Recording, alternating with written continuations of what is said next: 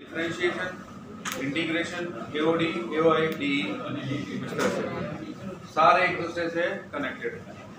तो सबसे पहले लिमिट का मतलब क्या है? किसी पॉइंट में फंक्शन की लिमिटिंग वैल्यू का मतलब होता है कि उस पॉइंट के जस्ट लेफ्ट या जस्ट राइट की बात कर रहे हैं। ठीक है, पॉइंट पे फंक्शन की वैल्यू और लिमिटिंग वैल्यू दोनों अलग अलग चीजें हैं। ये बात अच्छे से माइंड में उतार देना कि पॉइंट पे फंक्शन की वैल्यू और उसकी लिमिटिंग वैल्यू दोनों का मीनिंग अलग है। ठीक है, ये बिल्कुल ऐसा नहीं है कि पॉइंट पे फंक्शन की वैल्यू लिमिटिंग वैल्यू दोनों एक ही है, लिमिट फाइंड कर ली, पॉइंट पुट कर दिया, वैल्यू और हो गया काम, ऐसा नहीं। क्लियर? जैसे मैंने बोला कि limit of x tends to a f of x, इसकी जो भी वैल्यू मिलेगी और आप बोलोगे कि f ऑफ a x पे फंक्शन की वैल्यू, इन दोनों का अलग अलग मीनिंग है। इसका मतलब होता है कि उस पॉइंट a के जस्ट लेफ्ट में या जस्ट राइट में वैल्यू देख रहा हूं, मतलब a माइनस एच और a प्लस एच पे वैल्यू देख रहा हूं, a पे नहीं देख रहा। जैसे मान लो आपको बोला गया कि limit of x tends to 2 x square minus 4 upon x minus 2, आपसे ये पूछा कि इसकी वैल्यू बता। ठीक है, तो ये इंडिटरमिनेट फॉर्म बनेगी। आप क्या करोगे, इसमें x प्लस 2 आ जाएगा, x माइनस 2 कैंसिल हो जाएगा, साथ में एक कंडीशन और कि x की वैल्यू 2 नहीं पुट कर सकता। तो f ऑफ 2 पे तो फंक्शन की वैल्यू डिफाइंड ही नहीं है, लेकिन उसकी लिमिटिंग वैल्यू है। लिमिटिंग वैल्यू का मतलब मैं जस्ट 2 के लेफ्ट या राइट की बात कर रहा हूँ, तो वो कितना हो जाएगा, जस्ट लेफ्ट या right. Limit of x tends to 2 plus की बात करूंगा तो ये आ जाएगा 2 plus h whole square minus 4 upon 2 plus h minus 2। बात समझ आई? अगर मैं इसके राइट हैंड लिमिट की बात करूं तो ये बन जाएगा limit of x tends to 0 4 plus 4h plus h square minus 4 by h। ये कैंसिल हो गया, इन दोनों में से h कॉमन निकाला तो बनेगा 4। ये इसकी लिमिटिंग वैल्यू। और f ऑफ 2 अगर आपसे पूछा जाए कि ये फंक्शन f ऑफ x है, आपसे पूछा जाए f of 2 not 0 by 0 indeterminate. बात समझ आई? तो ये दोनों अलग अलग चीजें। अब लेफ्ट हैंड लिमिट का मतलब उस पॉइंट के जस्ट लेफ्ट में फंक्शन की वैल्यू की बात है, जस्ट लेफ्ट। और राइट हैंड लिमिट का मतलब जस्ट राइट। समझ गए? ये होता है limit of x tends to a plus f of x, मतलब ये है उसकी राइट हैंड लिमिट। मैं a के जस्ट राइट में फंक्शन के वैल्यू फाइंड करने जा रहा हूँ। अब आप इसको कैसे फाइंड करते थे, x equal to a plus h, right में करना है मतलब a प्लस एच। जब x टेंड्स टू a होगा तो h टेंड्स टू 0, जब x है वो a के लगभग इक्वल होगा, बिल्कुल दोनों इक्वल हो गए, तो h है वो 0 के नजदीक जाएगा, है ना। तो limit of h tends to 0 ये हो जाएगा f of a plus h. ये होती है राइट हैंड लिमिट। और लेफ्ट हैंड लिमिट का मतलब उस पॉइंट के जस्ट लेफ्ट में फंक्शन की वैल्यू की बात करें। Limit of x tends to a minus, a minus का मतलब f of x and x equal to a minus h। h limit of h tends to 0 f of a minus h। ये है उसकी left hand limit, ये है right hand limit. जैसे अगर मैं बात करता हूँ कि cos ऑफ x की वैल्यू 0 पे, आप क्या बताओगे, cos ऑफ x की वैल्यू 0 पे क्या मिलेगी, 1। लेकिन 0 के जस्ट लेफ्ट में और 0 के जस्ट राइट में वैल्यू 1 से थोड़ी सी छोटी वैल्यू। बात समझ आई? तो लिमिटिंग वैल्यू। अब अगर आपसे ऐसा पूछा जाए कि cos ऑफ 0 की वैल्यू और उसका GI है, तो आप क्या बताओगे, 1 बताओगे। लेकिन अगर यही आपसे ऐसा पूछा जाए कि limit of x tends to 0 cos of x और उसका GI है, तो अब वैल्यू जो है वो 0 हो जाएगी। इस केस में 0, इस केस में 1। बात समझ आई? क्योंकि ये बोलेगा कि 0 के जस्ट लेफ्ट में या 0 के राइट में। ये रहा cos ऑफ x का ग्राफ, ये जस्ट राइट में 1 से थोड़ी सी छोटी वैल्यू और राइट में 1 से थोड़ी सी छोटी वैल्यू, चाहे वो 0.99999 का, लेकिन उसका भी GIF क्या बनाएगा, इसकी वैल्यू। ये फर्क होता है फंक्शन की वैल्यू में और उसके लिमिटिंग वैल्यू। क्लियर है? अब ये सारी बातें हम 11 में पढ़ चुके हैं, मैं वन बाय वन सारी की सारी चीज धीरे धीरे रिवाइज कराता जाऊंगा। जैसे आपको लिमिट का पूरा पोर्शन मतलब कॉन्सेप्ट, उसके बाद हम कंटिन्यूटी स्टार्ट करेंगे। जब भी आप किसी फंक्शन की वैल्यू फाइंड करने जा रहे हो, एफ ऑफ एक्स है, इसकी एट एक्स इक्वल टू ए पे आप कोई वैल्यू फाइंड करने जा रहे हो, तो अगर ए पे इसकी वैल्यू डिटरमिनेंट फॉर्म मिलती है, डिटरमिनेंट फॉर्म का मतलब 0 पर डिटरमिनेंट, इसकी दो वैल्यू होगी एफ ऑफ ए की, एक तो होगी डिटरमिनेंट फॉर्म। डिटरमिनेंट फॉर्म का मतलब इसको डिटरमाइन किया जा सकता है, ठीक है, और एक होगी इनडिटरमिनेंट।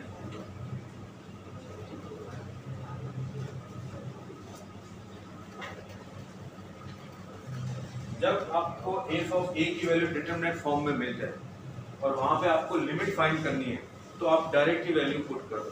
जैसे मान लो मैंने बोला कि 3x + 1, f of x = 3x + 1। अब आपसे पूछा कि f of limit of x tends to 1 f of x क्या होगा, तो जैसे आप x की वैल्यू इसमें 1 पुट करोगे तो 3 × 1 3 + 1 4 मिल रहा है, डिटरमिनेंट फॉर्म है, तो आप सीधी सी वैल्यू इसके अंदर पुट कर दो, ये आपकी लिमिटिंग है। लेकिन इस केस में x टेंड्स टू, ये इनडिटरमिनेट फॉर्म, x = 2 पे फंक्शन की वैल्यू 0/0 आ रही है, वो इनडिटरमिनेट फॉर्म, तो इस केस में आप डायरेक्ट वैल्यू पुट नहीं कर सकते। बात समझ आई? किसी पॉइंट पे फंक्शन की वैल्यू अगर डिटरमिनेंट फॉर्म में बन रही है, डिटरमिनेंट फॉर्म का मतलब 0/0 नहीं, इसके अलावा ∞/∞ नहीं, इसके अलावा जो भी फॉर्म बन रही है, उस केस में अगर आपको लिमिट फाइंड करनी है तो आप सीधी सी वैल्यू उसके अंदर पुट कर दो। डाउट किसी को? लेकिन इन केस अगर इनडिटरमिनेट फॉर्म बनती है, इनडिटरमिनेट फॉर्म का मतलब 0/0, ∞/∞, 0 × ∞, ∞ - ∞, 1 की पावर ∞, 0 की पावर 0, ∞ की पावर 0, ये इनडिटरमिनेट फॉर्म। अगर ऐसे कोई बन रही है फंक्शन वैल्यू पुट करने पे, तो उसकी लिमिटिंग वैल्यू फाइंड करने के लिए आप डायरेक्ट वैल्यू पुट नहीं करोगे। तो हम करेंगे क्या? बहुत सारी चीजें बताऊंगा कि स्टेप बाय स्टेप इन सब के अंदर क्या क्या करें, और वो सब हम क्यों करते हैं, ताकि इसको डिटरमिनेंट फॉर्म बनाया जा सके। जैसे डिटरमिनेंट फॉर्म आप बना लोगे, फिर आप डायरेक्ट वैल्यू इसके अंदर पुट कर दोगे। बात समझ आई?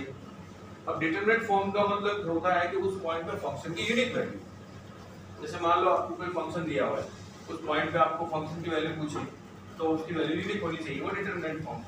जैसे f of x = x² - 2x + 2, आपसे पूछा f of 3 कितना, आप इजीली फाइंड कर सकते हो, यूनिक वैल्यू मिलेगी, उसको बोलते हैं determinant form.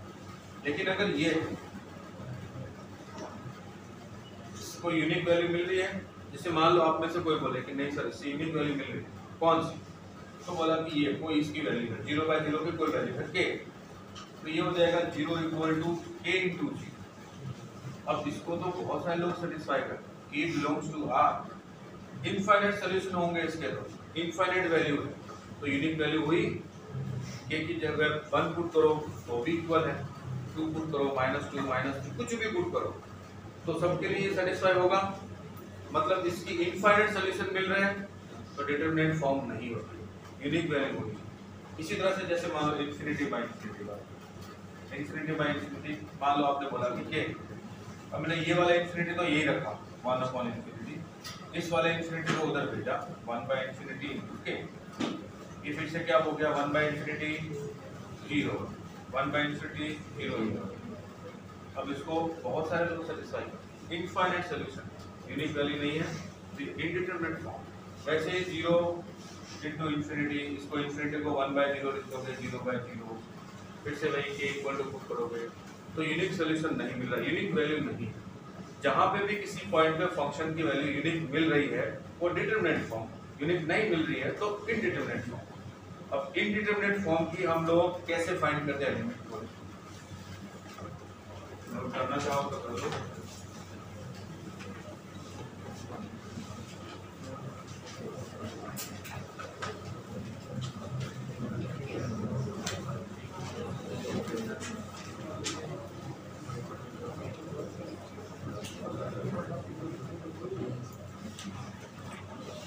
Important properties of limit, limit की कुछ प्रॉपर्टीज है, या अलजेब्रा ऑफ लिमिट भी बोलते हैं।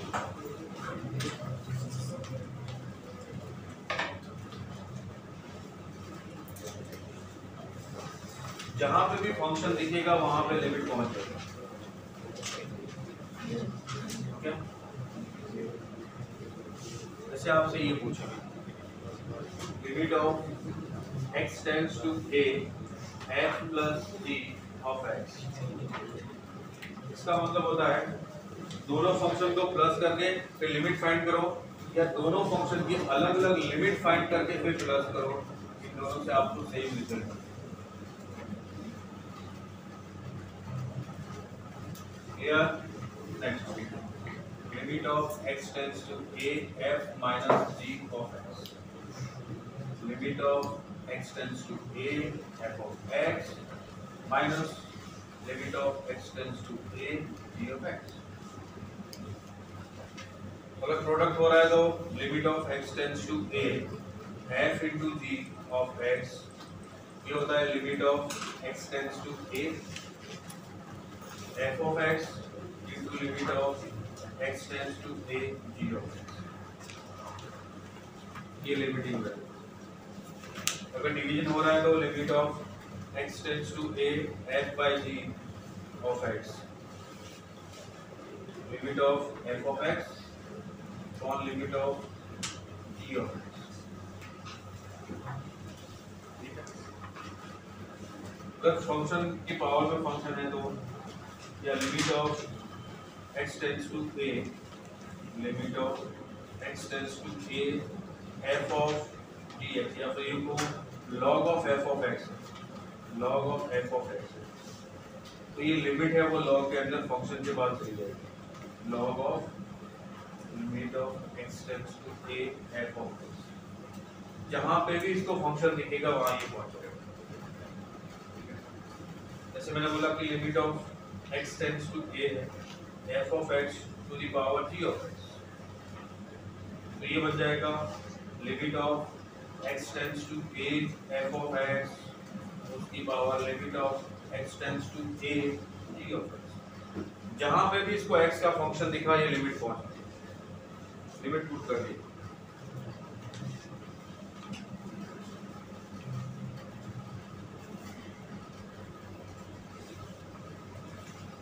इनइक्वालिटी के अंदर f of x less than equal to g of x है, तो limit of x tends to a f of x less than equal to limit of x tends to a g of x।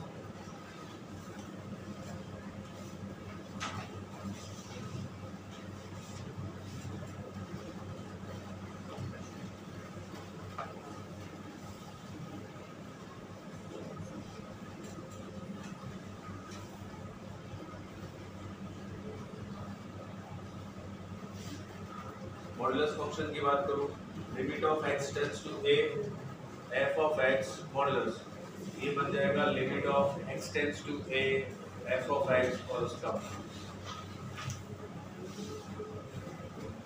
Limit of x tends to a f of x to the whole power m by n, power कुछ भी हो ये बन जाएगा limit of x tends to a f of x और उसकी whole power m by n। ये limit की कुछ प्रॉपर्टीज होती है। अब फंक्शन को किसी भी रेंज में आपने बनाया है और अगर आप लिमिट फाइंड कर रहे हो तो वो लिमिट फंक्शन के पास पहुंच जाएंगे जहां भी इसको फंक्शन दिखेगा।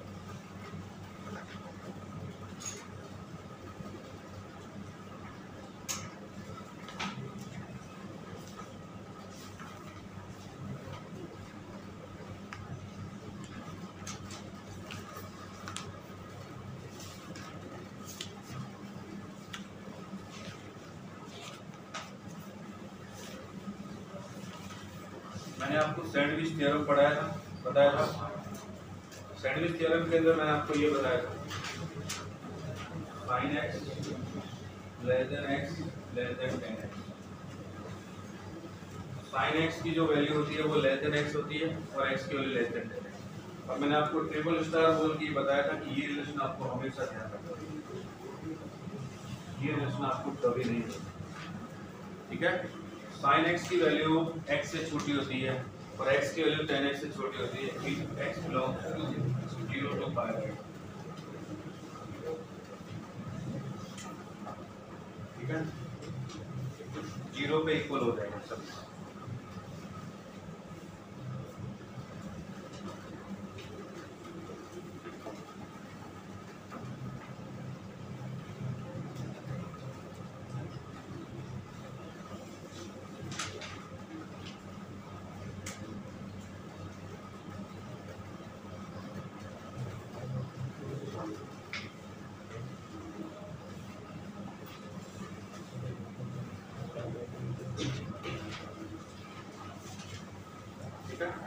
तो आपकी बुक में कुछ एक क्वेश्चन ऐसे होंगे कहीं ना कहीं कि उसके डिटरमिनेंट फॉर्म बन रही है और आपसे लिमिट पूछिए, तो आप सीधी सी वैल्यू पुट कर सकते हो। जैसे मान लो आपसे पूछा कि limit of x tends to pi by 2 और फंक्शन है 2x plus sign of x, ये आपसे पूछा इसकी लिमिटिंग वैल्यू बताओ। तो x equal to pi by 2 put करने पे इससे आपको डिटरमिनेंट फॉर्म मिल रही है ना। क्या बनेगा 2 into pi by 2 pi plus 1, ये इसका बात समझ आई। ठीक है, अगर इसकी 0/0 या जो मैंने इंडिटरमिनेट फॉर्म बनाई में से कोई बनती तो फिर हम आगे उसको कुछ और प्रोसेस करेंगे। ठीक है, तो सबसे पहले इंडिटरमिनेट फॉर्म है 0/0 का।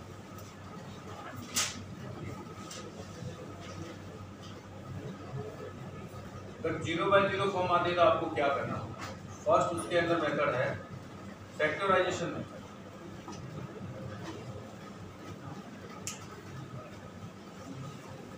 फैक्टर्स बनाना है आपको, वो फैक्टर हटाना है जो न्यूमरेटर को 0 बना रहा है और डिनोमिनेटर को 0 बना रहा है। वो फैक्टर इसमें से हटा दो, वो फैक्टर हटाओगे तो आपकी 0/0 फॉर्म है वो भी रखना है।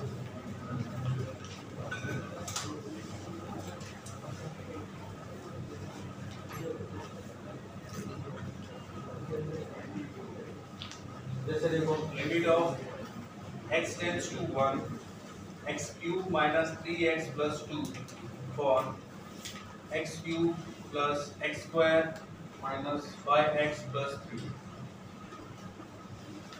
जैसे ये वाला क्वेश्चन सॉल्व करना है या ये लिमिटिंग वैल्यू फाइंड करना है। जैसे आप x को 1 पुट करोगे तो 0/0 फॉर्म बन रही है 0/0। इसका मतलब किसी भी पॉलिनोमियल फंक्शन के अंदर कोई वैल्यू पुट करने पे 0 बन रहा है तो वो x माइनस अल्फा उसका एक फैक्टर होता है।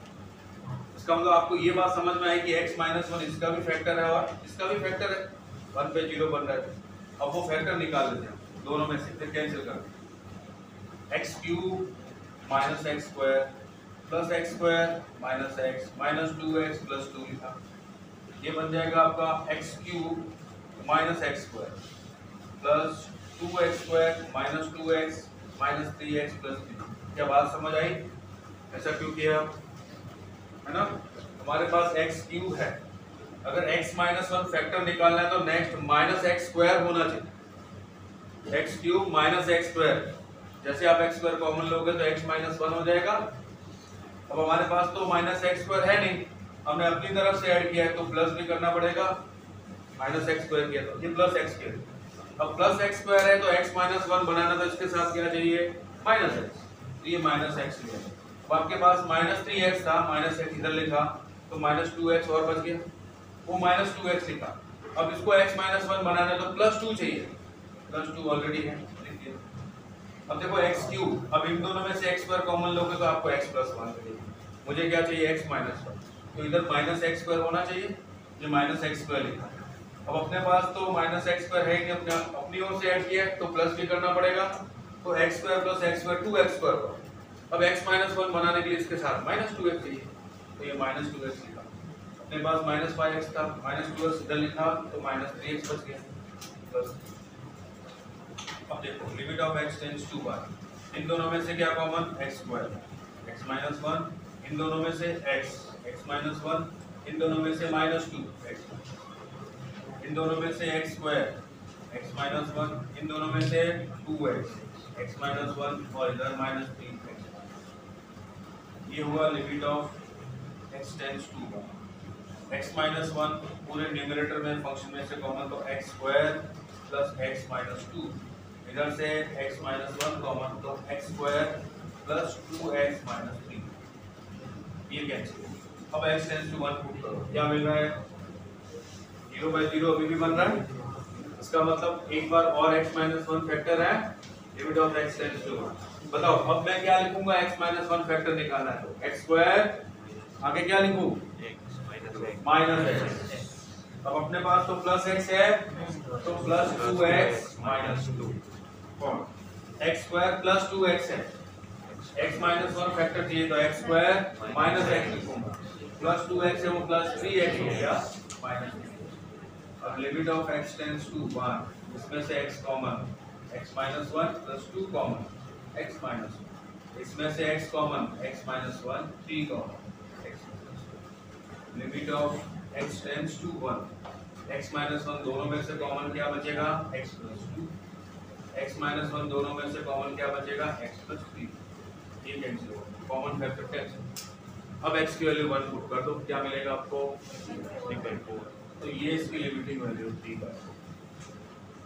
तो इंडिटरमिनेट फॉर्म के अंदर सबसे पहली फॉर्म है 0/0। इस फॉर्म को हटाने के लिए, रिमूव करने के लिए फर्स्ट मेथड है कि फैक्टराइजेशन कर दो, वो फैक्टर दोनों में से निकाल दो न्यूमरेटर डिनोमिनेटर में से जो इसको 0 और 0 बना रहा है, फिर उसको कैंसिल करो, ठीक है। ये थी फर्स्ट मेथड। दूसरी method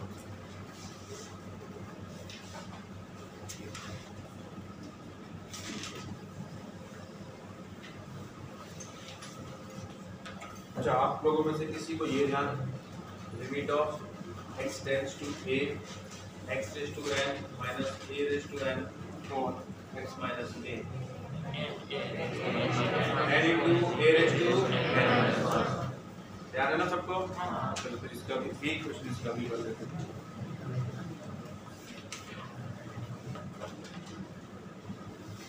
limit of x tends to 1 sigma of x equal to 1 to 2007 x raised to a minus 2007 divided by x minus 1, इसकी वैल्यू क्या होगी कौन बताएगा।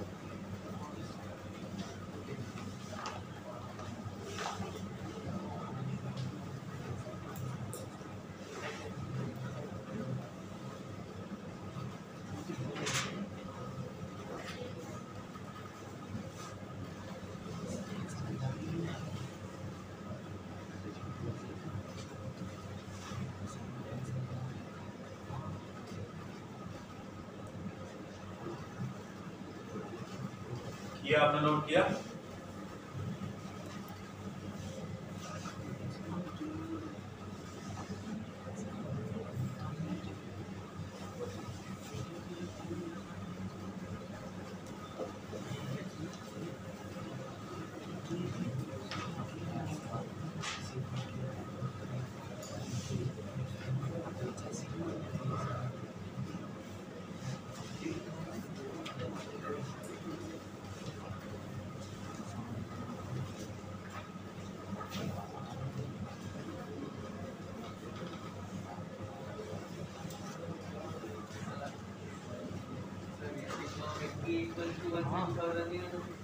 इक्वल टू 2007 से तो है अच्छा, हाँ ये है ना, ये x तो कैसे आएगा।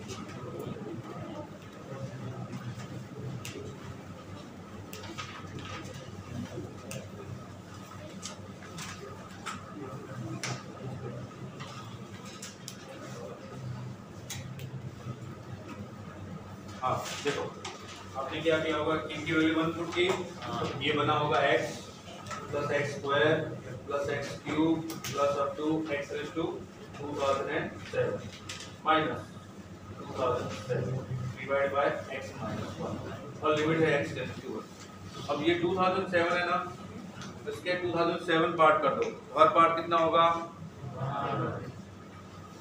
हर पार्ट 1 होगा ना, इन सबको एक एक पार्ट दे दो, इसको मिलेगा x माइनस 1 फिर x square minus 1 plus x cube minus 1 plus x raise to 4 minus 1 और 2x रेज़ टू 2007 माइनस 1 और डिवीजन के अंदर x minus 1 x minus 1 x minus 1 x minus 1 और 2x माइनस 1। इन सब की लिमिट है वो क्या है, x टेंड्स टू 1। अब बताओ इस फॉर्मूले से इसकी वैल्यू 1, इसकी वैल्यू 2, n क्या है 2 है ना इधर, प्लस इसकी वैल्यू अप टू कहाँ तक, इसका सम पता है n into n plus 1 by 2 2007 into 2008 by 2। बात समझ आई? Next trigonometric limit. Trigonometric limit क्या होती है, sin x upon x limit of x tends to 0, इसकी value 1, tan x upon x इसकी वैल्यू 1, cos ऑफ x इसकी वैल्यू तो cos 0 1 हो जाएगा, x into cot x का मतलब 1 upon tan x, x upon tan x 1, x upon cosec x 1। अच्छा ये कौन बताएगा, limit of x tends to 0 sin of inverse x by x, इसकी वैल्यू क्या वैल्यू होगी 1। Limit of x tends to 0 tan of inverse x by x 1। क्या cos inverse x by x क्या होगा, अपन तो बता cos इनवर्स by x अगर मैं पूछता हूँ limit of x tends to 0 cos of inverse x by x,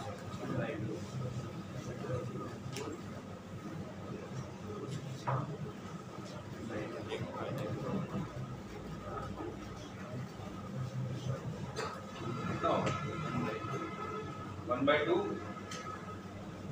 होगा तो इसको पता है, इसकी लिमिट 0 होगी पक्का, -1 नहीं होगी।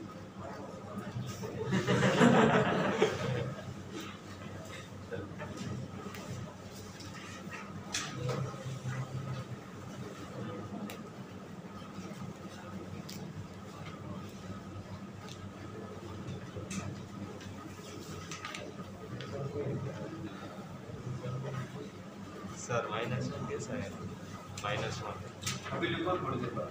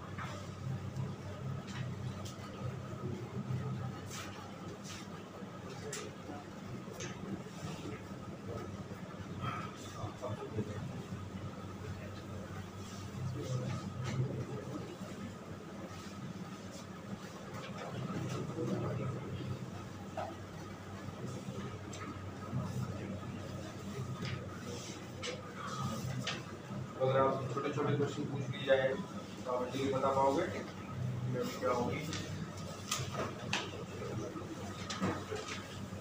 तो मैं ये बताऊँ, वैसे तो आप लोगों में से बहुत सारे लोगों को पता होगा, limit of x tends to 0 tan of ax by sin of bx, इसकी क्या वैल्यू पक्का a by b होगा। अपन दो बता, तू बिल्कुल करेक्ट बताएगा, a by b होगा।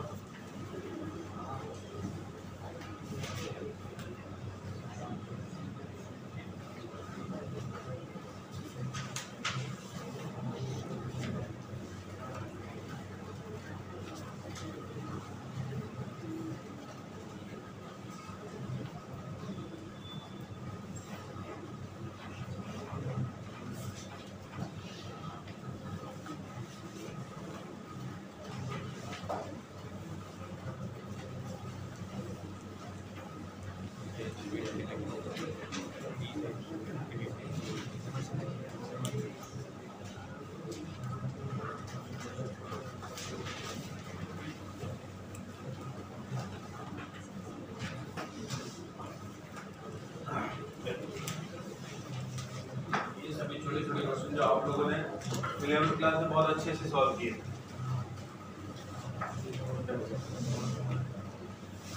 Limit of x tends to 0 tan of ax on ax होना चाहिए, देखो tan x जो एंगल में होगा वही यहाँ पे होना चाहिए, कोई वैल्यू बनाएगी। tan ऑफ ax है तो आपने ax लिखा, इंटू ax भी करोगे, ऑन साइन bx है तो आपने लिखा sine of bx into bx by bx। अब ये बन गया, देखो इसकी वैल्यू 1, ये इसकी वैल्यू 1। अब ये क्या बचा, x और x कैंसिल हो गया तो a बाई, इसका आंसर a बाई b। अब दूसरा इसको क्या लिखोगे, limit of x tends to infinity. अच्छा x tends to infinity, e raise to infinity कितना होता है, e रेज़ टू इंफिनिटी कितना होता है, ऐसे कर, e रेज़ टू इंफिनिटी कितना होता है, 1 होता है, जय 1 होता है, e रेज़ टू इंफिनिटी 1 होता है। तो ऐसा बोलता हूँ कि 2 की पावर 2 कितना होता है, और 2 की पावर 10 1024, 2 की पावर इंफिनिटी इंफिनिटी, तो e की वैल्यू तो 2 से भी बड़ी है, e की वैल्यू तो 2 से भी बड़ी है ना। जब आपके पास बेस है वो 1 से ग्रेटर हो, उसकी पावर बढ़ाते जाओगे तो वैल्यूज बढ़ती है, और पावर है डिक्रीज करते जाओगे तो वैल्यू डिक्रीज होती जाएगी। तो e raise to minus x है, तो e raise to minus infinity की वैल्यू क्या होगी, 1 होगी, 1 होगी ना, 0। e raise to minus infinity का मतलब है 1 upon e raise to infinity, और e raise to infinity infinity होता है तो 1 अपॉन इंफिनिटी 0। बात समझ आई, ये तुम्हारे ही लेवल की बात कर रहा हूँ, ऐसा नहीं है कि बहुत बहुत ज्यादा लेवल की बात कर रहा हूँ। और ये सारी चीजें आप 11th में अच्छे से कर चुके, जिन्होंने भी किया है। काफी सारे लोग तो ऐसे मोबाइल में, मुझे पता है ना, ऐसे मोबाइल में दिखाता था कि ये है, जैसे ये अरकान है, कहाँ अरकान है, और रियली अरकान कितना है वो तो अरकान ही जाना। एग्जाम्पल दे रहा हूँ, ऐसा नहीं कि ऐसे बहुत सारे लोग मोबाइल और रख के और खेलने चले जाते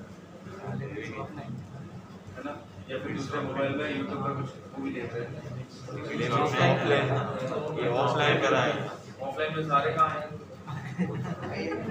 ऑफलाइन में सारे नहीं हैं। तपन तो आया था, तपन ऑलवेज। ये कितना होगा बोलो, साइन के e raise to minus x, और e रेज़ टू x को इधर e raise to minus x लिख सकता हूँ, ठीक है। तो अब k से मल्टीप्लाई करना है, अब ये कितना हुआ, 1 इंटू k, इसकी वैल्यू कौन बताएगा, 3/4 to the power x, 4/3 to the power x, limit of x tends to infinity 1 होगी, पक्का, चलो चेक कर लेते हैं। इंटू 3/4 तो 3/4 इधर आएगा, 4/3 तो 4/3। अब ये कितना हो गया, 1, ये कितना हो गया, 1 बचा गया, 3/4 अपॉन में है तो उल्टा हो जाएगा 3/4। बात समझ आई। अब ये हो गया 3/4 to the power x plus 1, या बात समझ आ रही है, 3/4 to the power x plus 1। अब कौन बताएगा 3/4 to the power x plus 1 है, x टेंड्स टू इंफिनिटी, तो वैल्यू क्या, वैल्यू क्या, 0, क्योंकि 3/4 लेस देन 1 होता है। 1 से छोटी क्वांटिटी की पावर बढ़ाओगे तो वैल्यू है वो डिक्रीज होगी, तो इसकी वैल्यू 0। नेक्स्ट ये बताओ, x cos π/6x into sin π/6x।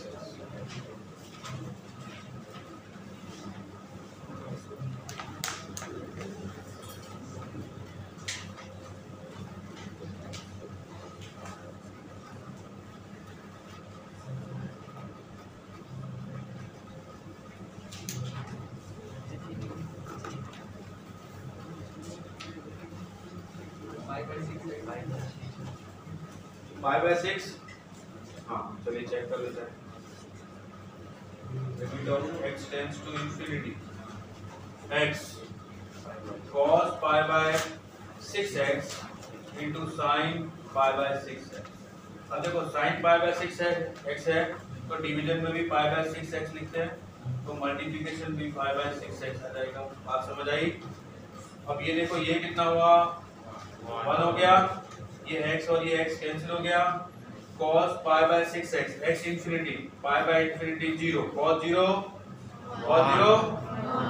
1 into π/6 ये ले लीजिए, ठीक है।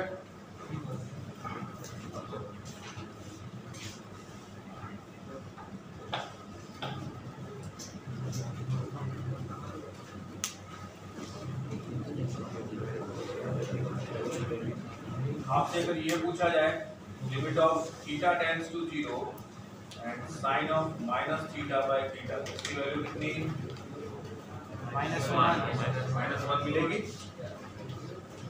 Limit of theta tends to 0 cos of theta by minus theta, इसकी वैल्यू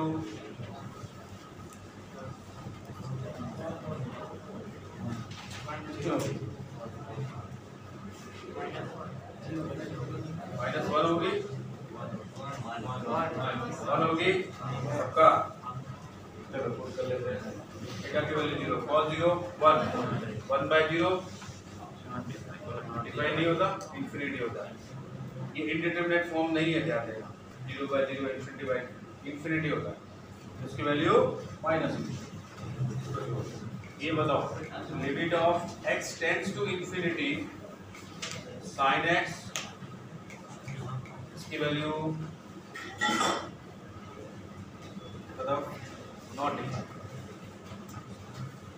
समझ आया ऐसा क्यों? आपको पता है sin x का ग्राफ कुछ ऐसा ग्राफ ऐसा होता है, जैसे जैसे मैं x इंक्रीज करता जाऊंगा इंफिनिटी तक जाऊंगा तो मुझे ये तो पता है कि sin x की वैल्यू -1 से 1 होती है, लेकिन एग्जैक्ट कौन सी वैल्यू होगी वो मुझे नहीं पता। -1 से 1 के बीच में कोई ना कोई वैल्यू होगी, कौन सी होगी नहीं पता, मैं डिफाइन नहीं करता। इंफिनिटी पे जाना है ना, इंफिनिटी थोड़ी ना पता है कि ऊपर जा रहा ग्राफ नीचे जा रहा है, तो ये नॉट डिफाइंड। ठीक वैसे ही इन सभी के लिए सभी जो भी है cos x tan x cot x sec x cosec x, इन सभी के लिए limit of x tends to infinity है नॉट डिफाइंड, इन सभी के लिए।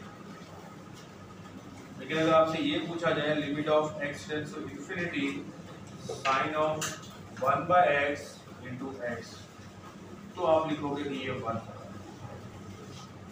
ठीक है। ठीक वैसे limit of x tends to infinity tan of 1/x cos 1/x, समझ गए? क्योंकि x टेंड्स टू इंफिनिटी है, अगर आप x 1/x लिख रहे हो तो 1/x 1/∞ 0 हो जाएगा, इसकी वैल्यू 1 आ जाएगी। उस फॉर्म में कन्वर्ट होना चाहिए। अब अगर आपसे पूछता हूं कि limit of x tends to 0 sin of x/x, इसका GIF, इसकी क्या वैल्यू होगी, और limit of x tends to 0 x/sin x का GIF, इसकी क्या वैल्यू? इन दोनों के वैल्यू का डिफरेंस होगा या सेम होगा? सेम।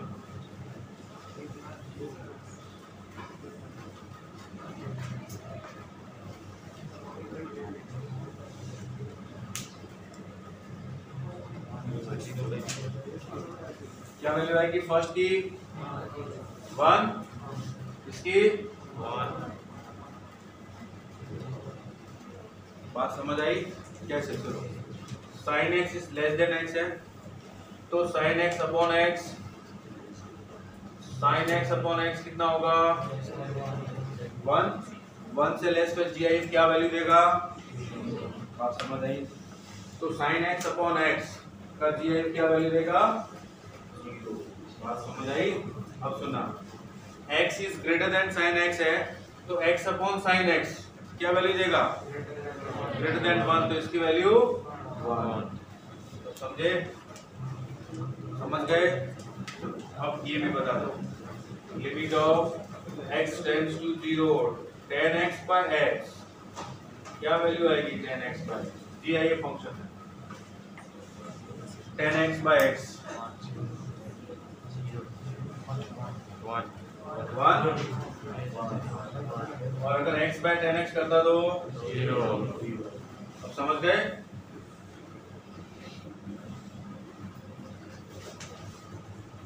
समझ गए हो?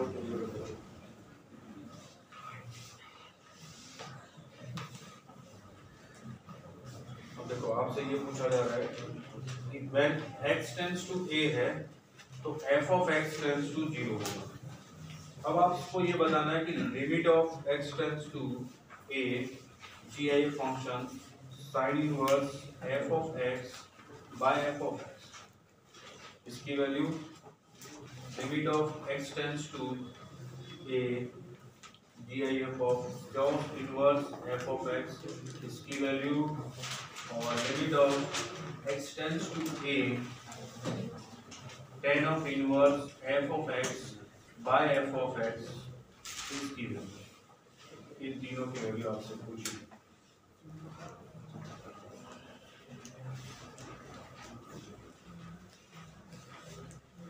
ये रख करो। अब सुनो, आप लोगों को साइन इनवर्स x का ग्राफ ध्यान है? साइन इनवर्स x का ग्राफ, साइन इनवर्स, अच्छा साइन x के ग्राफ की बात करते हैं। ये साइन x का ग्राफ ऐसा होता है, ऐसा ग्राफ होता है, और y इक्वल टू एक्स ये होता है। तो क्या मैं बोल सकता हूँ कि x है वो ग्रेटर देन साइन x होता है? x है वो ग्रेटर देन साइन x होता है, और साइन इनवर्स x मतलब इसकी इमेज। तो क्या आप मैं बोल सकता हूँ कि sine inverse x is greater then x होता है? yes. तो sine inverse x is greater then x होता है। कई जगह इक्वल भी हो सकता है अगर जीरो की बात, अगर जीरो नहीं है, और limit of x tends to 0, limit of x tends to 0 का मतलब जीरो नहीं, क्लियर? तो उस केस में sign inverse x is greater then x की तरह काम करेगा। तो अब मुझे बताओ कि sine inverse x by x greater than 1 होगा, और x by sine inverse x क्या काम करेगा? बात समझ आई? तो साइन इनवर्स बाय x का GIF क्या वैल्यू देगा? क्या वैल्यू देगा? 1, इसकी वैल्यू 1। बात समझ आई? अच्छा, इसकी वैल्यू, इसमें तो कोई ऐसी फॉर्म लग नहीं रही है, सीधे वैल्यू पूछा है, बताओ कितना होगा? जब x टेंड्स टू a है तो f of x tends to 0, cos inverse tends to 0, कौन बताएगा? cos इनवर्स का ग्राफ आप में से किस किस को ध्यान है? cos इनवर्स का ग्राफ 0, पाई बाय 2 और पाई, माइनस 1 बाय पाई और 1 बाय 0। बात समझ आई? ऐसा ही था, ऐसा ही था ना ग्राफ। अब सुनो, x टेंड्स टू 0 मतलब ये 0 इसके जस्ट लेफ्ट या राइट, लेफ्ट या राइट जाओगे तो पाई बाय 2 से थोड़ी सी बड़ी वैल्यू, पाई बाय 2 होता है 1.57, उसे जस्ट बड़ी वैल्यू 1.58 ले लो, और अगर इधर जाओगे तो पाई बाय 2 से जस्ट छोटी वैल्यू 1.57 से छोटी 1.56 ले लो। दोनों केस में GIF क्या वैल्यू देगा? 1। तो इसकी लिमिटिंग वैल्यू, क्या बात तो समझ आई? अब आप ये खुद मुझे बताओ, tan इनवर्स ऑफ x और x, tan इनवर्स x का ग्राफ ध्यान है आपको? tan इनवर्स x का ग्राफ, अब x और tan इनवर्स x में से कौन सी वैल्यू बड़ी और छोटी होगी? ये रब करो, tan इनवर्स x में से ये पाई बाय 2 और ये माइनस, ये ऐसी वैल्यू जाएगी, ये tan इनवर्स x का ग्राफ, ठीक है ना? हाँ, वेरी गुड। ये 1 है, जब x 1 पुट करोगे तो tan इनवर्स x आपको क्या वैल्यू देगा? Pi by 4। बात समझ आई? समझ आई ना? अब पाई बाय 4 और 1 में से बड़ा कौन? 1 बड़ी वैल्यू ना, तो x इक्वल टू 1 पे ये वैल्यू तो 1 देगा, और पाई बाय 4 छोटी वैल्यू है तो ये इधर जाएगा और ये इधर। समझ आ रही है क्या कह रहा हूँ? मैं ये कह रहा हूँ कि tan इनवर्स x के अंदर अगर आपने 1 पुट किया तो वो वैल्यू π/4 देगा, π/4 देगा। और y इक्वल टू x के अंदर अगर आपने x की जगह 1 पुट किया तो y 1 देगा। 1 और π/4 में से बड़ी वैल्यू कौन सी? 1 बड़ी। तो x है वो tan इनवर्स x से बड़ा हुआ ना, ये जो x है वो tan इनवर्स x से बड़ा हुआ, तो x is greater than tan inverse x हुआ। क्या बात समझ आई? x is greater than tan inverse x। अब बताओ tan inverse x by x कितना? 0।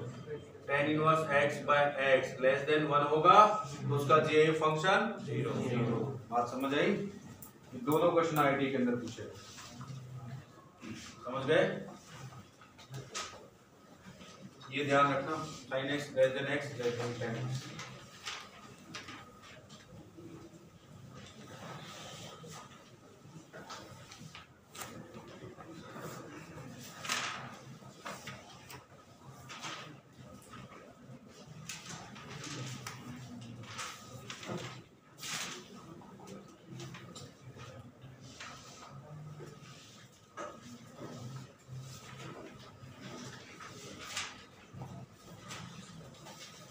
आप लोगों में से ये पता है आपको limit of x tends to 0 e raise to x minus 1 by x, इसकी क्या वैल्यू थी? e raise to x minus 1 by x 1 भूल गए? Limit of x tends to 0 log of 1 plus x by x, इसकी क्या value? 1। Limit of x tends to 0 a raise to x minus 1 by x, इसकी value log a। ठीक है, ये तीनों result अच्छे से आपको समझाए थे और उसकी प्रैक्टिस भी काफी सारी करी थी। जो यहाँ पे टर्म है वही टर्म यहाँ होनी चाहिए, जो टर्म इधर है वही टर्म इधर होनी चाहिए, जो टर्म इधर है वही टर्म इधर, तो आपको ये वैल्यूज मिले।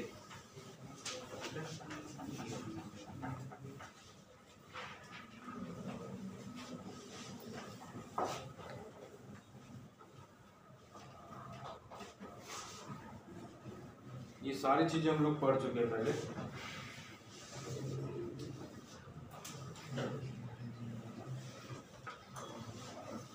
जैसे अगर आपसे ये पूछा जाए limit of x tends to 0 sine of x on e raise to 2x minus 1, इसकी वैल्यू क्या होगी? तो आप क्या करोगे? इसको क्या लिखोगे? Limit of x tends to 0, इसको लिखोगे sine x by x into e raise to 2x minus 1 into x और इंटू 2x, ये 2x आ गया, ठीक है, अपॉन 2। बात समझ आई? अब ये तो कितना हो जाएगा? कितना होगा ये? 1 और ये 1 बचा क्या? 2। बात समझ आई? जैसे एक और limit of x tends to 0 a raise to x minus b raise to x by x, इसकी लिमिटिंग वैल्यू पूछा, तो क्या करेंगे? इसको ऐसा लिखेंगे limit of x tends to 0 a raise to x, ऐसा हमारे पास कोई फॉर्मूला नहीं है, उसको उस फॉर्मूले में कन्वर्ट करते हैं, minus 1 plus 1 minus b raise to x by x। बात समझ आई? फिर ये बन जाएगा limit of x tends to 0 a raise to x minus 1 by x, और इसमें से माइनस कॉमन निकाल तो b raise to x minus 1 by x। अब इसकी लिमिटिंग वैल्यू क्या होती है?